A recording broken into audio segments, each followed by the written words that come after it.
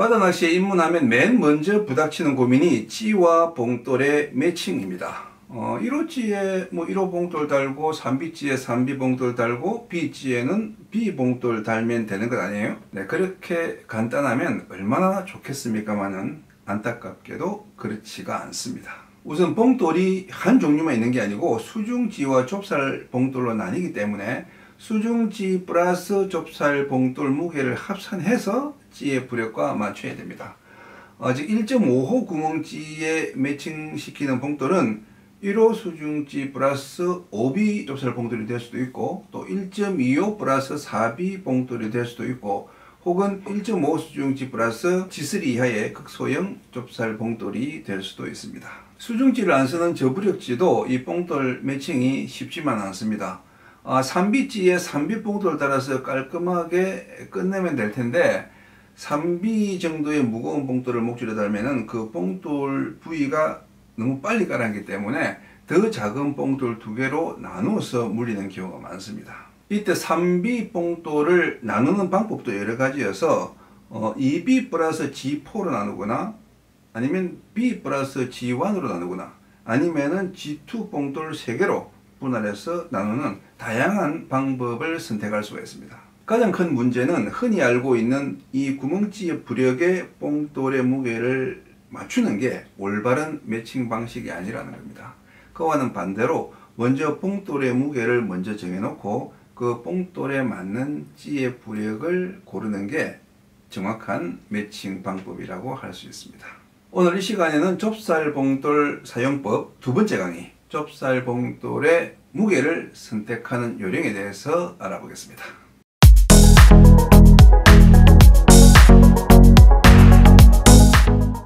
먼저 여러분에게 좁쌀 봉돌 무게표를 보여드릴 텐데요. 그냥 쭉 훑어만 보시고 외우지는 마세요. 낚시는 수학이 아닙니다. 수학 잘하는 의사, 박사님이 낚시도 잘하는 건 아니더라고요. 제가 봉돌 무게 계산하라고 이 표를 보여드리는 게 아니라는 것 꼭 기억하시기 바랍니다. 표를 보면 알 수 있듯이 목줄에 물리는 좁쌀 봉돌은 가장 큰 사이즈의 5B부터 가장 작은 G8번까지 있습니다. B 봉돌은 숫자가 커질수록 사이즈도 커지고, G 봉돌은 반대로 숫자가 커질수록 사이즈가 작아지죠. 먼저 B 봉돌을 봐주세요. 5B 봉돌만 4B보다 현격히 크고 4B, 3B, 2B, B는 약 0.2g 차이로 격차가 크지 않습니다. 그리고 G 봉돌을 보시면 G1은 G2와 0.1g 차이를 보이지만 G2부터 G6까지는 약 0.05g의 근소한 차이를 보입니다. 자, 이 표의 봉돌 무게를 보고 어떤 느낌이 드시나요? 아무리 봐도 각 봉돌 호수 간의 어떤 규칙성이나 연관성이 없는 것 같죠? 맞습니다. 이 B 봉돌과 G 봉돌은 각 호수 간의 규칙성이 전혀 없습니다. 왜 그럴까요? 그것은 80년대 일본에서 이 B, G 봉돌을 찍어낼 때 그냥 대충 막 찍어냈기 때문입니다. 좁쌀 봉돌의 시초인 B가 엽총 산탄 크기였다고 지난 시간에 말씀드렸죠. 즉 0.55g을 표준으로 잡고 B 봉돌을 만든 게 아니고 총탄 찍던 금형으로 봉돌을 찍어 놓고 보니까 그 무게가 0.55g이더라는 겁니다. 그리고 그보다 더 크거나 더 작은 봉돌을 만들 때 일정 비율로 더 늘리거나 더 줄여서 만든 게 아니고 그냥 적당히 더 크게 또는 적당히 더 작게 만든 거예요. 그래서 이 봉돌 무게가 엉망진창이 된 겁니다. 이렇게 좁쌀 봉돌 무게가 약간 마구잡이로 설정된 것이기 때문에 제가 외울 필요가 없다고 말씀드리는 겁니다. 그냥 각 봉돌의 어떤 무게 차이가 어느 정도를 보이는지 그냥 쓱 한번 훑어보시면 됩니다. 그러면은 B 봉돌이 2개면은 2B보다 무겁고 3B보다도 무겁구나. G8은 10개를 모으면은 2B 봉돌과 무게가 비슷하구나. 이런 관계들이 이제 눈에 보일 텐데 안 보여도 상관없습니다. 다만 다음 4가지의 무게 등식은 외워두면 좋습니다. B는 G2 플러스 G3와 같고 G2 봉돌 2개 무게와 비슷하다. 2B는 B 플러스 G4와 같다. 3B는 B 플러스 G1과 같고 B 봉돌 2개 무게와 비슷하다. G2는 G5 봉돌 2개 무게와 같다. 이제 중요한 이야기를 좀 해볼까요? 실제 낚시 현장에서 가장 많이 사용되는 좁쌀 봉돌은 어떤 것인지 하나하나 살펴보도록 하겠습니다. 먼저 1위를 볼까요? 구멍찌 낚시에서 가장 많이 사용하는 좁쌀 봉돌, 그것은 B입니다. 말씀드렸듯이 B는 최초의 좁쌀 봉돌이죠. 그런 점에서 그 최초의 봉돌 크기를 정한 사람의 안목은 대단하지 않습니까?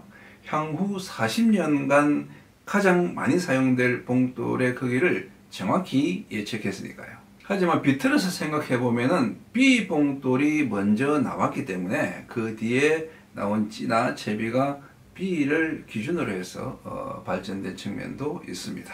B 봉돌의 의미를 특정하자면 큰 부자연스러움 없이 하강하는 가장 무거운 봉돌입니다.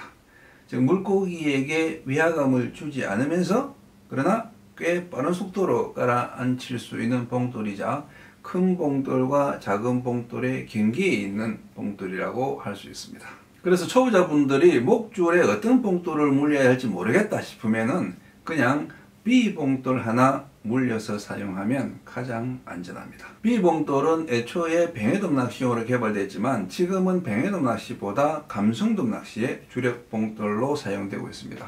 대신에 뱅에돔 낚시에서는 B보다 가벼운 G 봉돌을 주로 사용하죠. 자, 그럼 두 번째로 많이 쓰는 봉돌은 무엇일까요? 감성돔, 뱅에돔, 참돔, 찌낚시를 통틀어서 B 다음으로 많이 쓰는 봉돌은 2B입니다. 2B는 뱅에돔 낚시에서는 거의 쓰지 않지만은 참돔 낚시에서는 B보다 더 많이 사용하고 감성돔 낚시에서도 멀리 흘리거나 깊이 놀릴 때는 2B 봉돌을 B 봉돌보다 더 많이 사용합니다.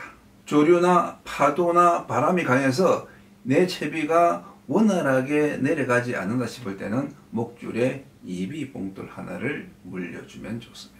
세 번째로 많이 사용하는 봉돌은 뱅에돔 낚시 전용 봉돌입니다. 이 봉돌은 감성돔 낚시와 참돔 낚시에서는 거의 쓰지 않는데도 뱅에돔 낚시에서 워낙 많이 쓰기 때문에 3위를 차지했죠. 바로 G5입니다. G5의 의미를 특정하면 물렸을 때 목줄의 각도가 꺾이지 않는 최대 무게입니다. 감성돔 낚시에 비해서 목줄의 각도가 입질을 좌우하는 뱅에돔 낚시에서는 이 줄 꺾임을 방지하는 것이 아주 중요합니다. 그래서 도래 대신에 직결을 쓰는 이유도 이 줄 꺾임을 방지하기 위한 거죠. 그래서 뱅에돔 낚시에서는 특별한 경우를 제외하고는 G5보다 큰 봉돌은 사용하지 않습니다. 꼭 사용한다면 목줄의 최상단에 물려서 이 목줄의 꺾임을 방지하죠. 뱅에돔 낚시에서 봉돌 없이 제로치 낚시를 하다가 봉돌을 달아서 좀 깊이 내려줘야 되겠다 싶을 때는 G5 하나를 물려주시면 됩니다. 마지막 네 번째로 많이 사용하는 봉돌은 뭘까요? G2입니다. B보다 작은 봉돌이 필요할 때 1순위로 찾는 봉돌, 그것은 G1이 아니라 G2죠. 이 G2에는 사람들이 잘 모르는 아주 중요한 특성이 있습니다. 그것은 목줄의 상단이 물렸을 때 바늘보다 먼저 하강하지 않는 최대 무게라는 겁니다. 전유동 낚시를 할 때 조류가 천천히 이렇게 흘러드는 상황에서는 봉돌을 안 달아도 이 채비가 잘 깔아앉지만은 조류가 흘러나가는 상황에서는 봉돌을 안 달면 채비가 떠버립니다. 그래서 목줄 상단에 좀 묵직한 봉돌을 물려서 이 수심을 어느 정도 잡아주는데 이때 너무 무거운 봉돌을 물리면은 미끼보다 먼저 하강하면서 이 채비의 밸런스가 무너져 버리죠. 그래서 이 미끼보다 느리거나 적어도 같은 속도로 내려가는 봉돌이 필요한데 그게 바로 G2라는 겁니다. 아니 G2는 0.3g으로 미끼보다 훨씬 무거운데 어떻게 미끼보다 천천히 내려갈 수가 있죠? 그 이유는 목줄 상단의 봉돌은 원줄의 저항을 받기 때문입니다. 원줄이 없다면 당연히 G2 봉돌이 먼저 깔아앉죠. 하지만은 이 목줄 상단의 G2 봉돌은 원줄을 끌고 내려가야 되고 미끼는 이제 원줄의 저항을 안 받기 때문에 미끼가 G2 봉돌보다 먼저 내려갈 수가 있는 겁니다. 이 부분은 전유동 낚시를 할 때 굉장히 중요한 대목인데요. 우리 생각과 달리 이 채비 하강에 더 큰 영향을 주는 것은 봉돌의 무게보다 원줄의 굵기이기 때문에 똑같은 봉돌을 쓰더라도 원줄이 가는 사람이 더 빨리 낼 수가 있는 거고, 그래서 똑같은 봉돌을 똑같은 위치에 물려도 누구는 낚고 누구는 못 낚는 차이가 발생할 수가 있는 겁니다. 이것은 나중에 전유동 강의를 할 때 다시 상세하게 말씀드릴 생각이고요. 오늘은 일단 목줄 상단에 닿는 봉돌은 G2가 표준이다. 요것만 알고 가면 되겠습니다. 자, 이렇게 찌낚시 4대 봉돌을 살펴봤습니다. 모든 좁쌀 봉돌을 구입하지 않더라도 B, EB, G2, G5 이 4가지 봉돌만 구입하시면은 거의 모든 필드에서 큰 어려움 없이 낚시할 수 있습니다. 그런데 각각의 개별 낚시 장르로 파고들면 이 4가지 봉돌의 순위는 좀 바뀝니다. 그리고 또 다른 호수의 봉돌도 많이 사용되죠. 그래서 또 제가 초보자분들이 쉽게 알아볼 수 있도록 표로 만들었습니다. 낚시 장르별 좁쌀 봉돌 소비 순위는 이렇습니다. 먼저 감성돔 반유동 낚시는 B, EB, G2, G4. 감성돔 전유동 낚시 G2, B, G4, EB. 뱅에돔 전유동 낚시 G5, G2, G7, B. 참돔 반유동 낚시 2B, 3B, B, 5B. 참돔 전유동 낚시는 2B, 3B, 5B, B 순입니다.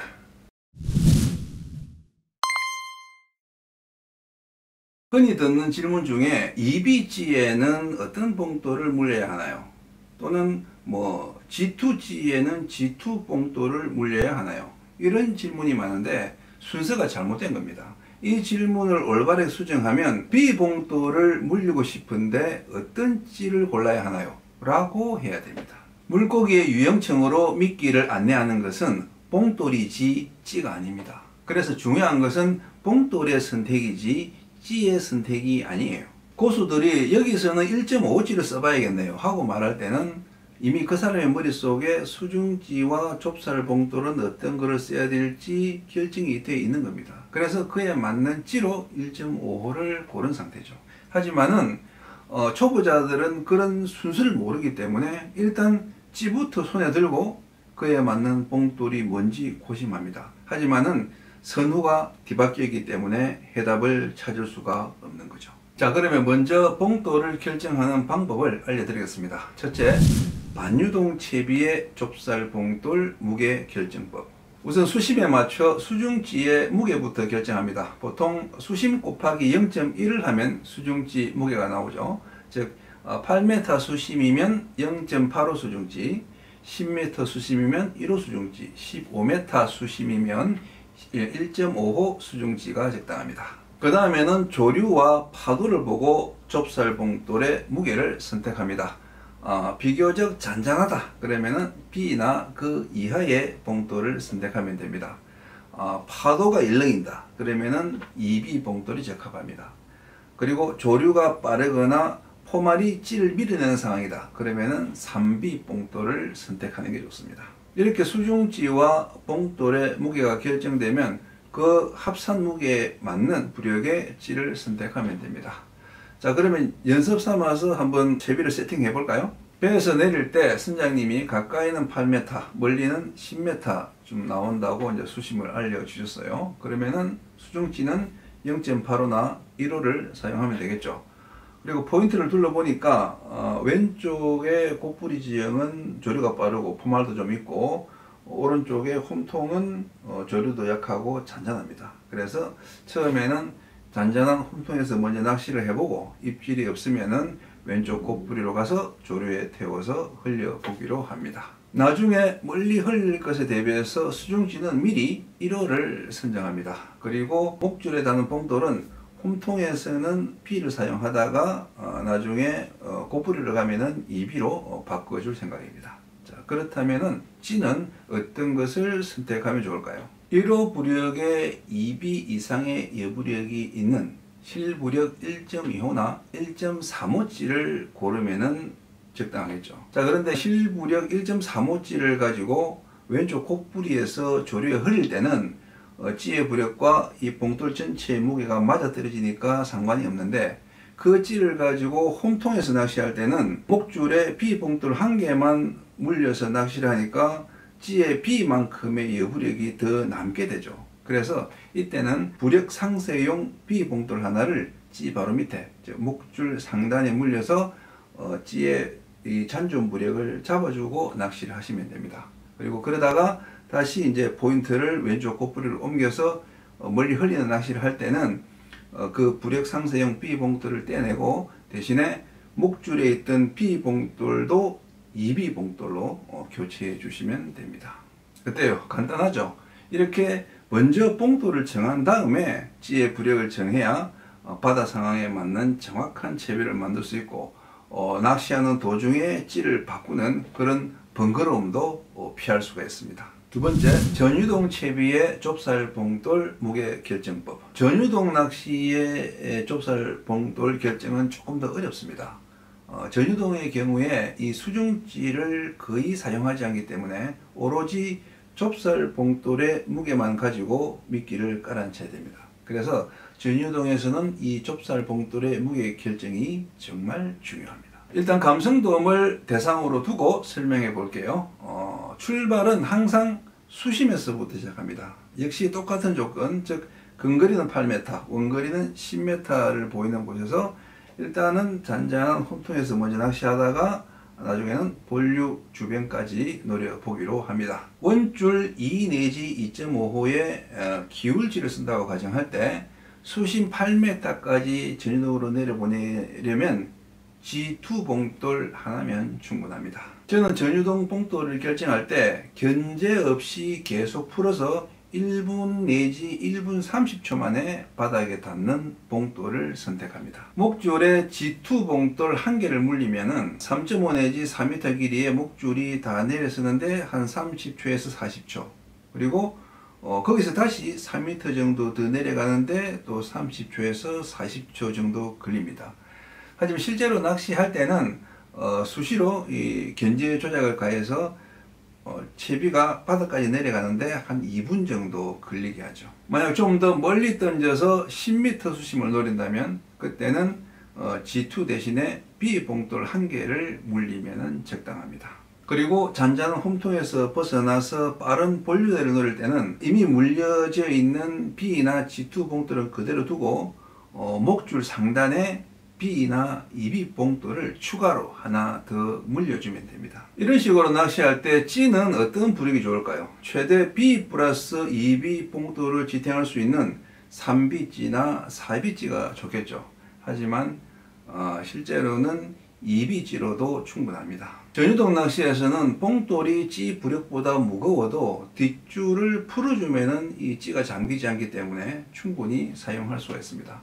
그리고 만약 이제 잔잔한 그 홈통에서만 낚시하겠다 그러면은 B 이상의 봉돌은 물리지 않을 거니까 B나 G2 찌면은 충분히 사용할 수 있습니다. 그런데 개개인의 능력에 따라서 B 봉돌로 10m 수심까지 못 가라앉힐 수가 있습니다. 이렇게 낚시인의 테크닉에 따라서 봉돌 하강 속도가 달라지기 때문에 반유동 채비처럼 얼마 수심에는 어느 정도 봉돌이 좋다 이렇게 규격화하기가 어려운 게 전유동 낚시의 봉돌 매칭입니다. 두 번째 주의점은 무게 한 칸 차이에 목숨 걸지 마라. B냐 2B냐를 놓고 고민할 수는 있어도 G4냐 G5냐를 놓고 고민할 필요는 없습니다.